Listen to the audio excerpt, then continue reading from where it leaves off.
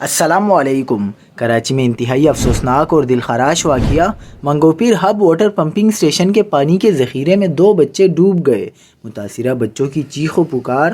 کیا آپ حالات حاضرہ سے آگاہی حاصل کرنا چاہتے ہیں؟ خبر کے پیچھے چھپے اصل حقائق جاننا چاہتے ہیں تو ابھی سبسکرائب کیجئے جلمل پاکستان کو اور ساتھ ہی گھنٹی کے نشان پر کلک کر دیں۔ آپ کو بتاتے چلیں کہ منگوپیر ہب واٹر پمپنگ اسٹیشن کے قریب نہاتے ہوئے 2 نوجوان ڈوب کر جاں بحق ہو گئے۔ کراچی کے علاقے منگوپیر ہب واٹر پمپنگ اسٹیشن کے پانی کے ذخیرے میں 2 بچے ڈوب گئے۔ اس حوالے سے پولیس کا کہنا ہے کہ بچوں کی لاشیں نکال لی گئی ہیں۔ پولیس نے بتایا کہ ڈوبنے والے بچوں کی عمریں 10 اور 12 سال ہیں۔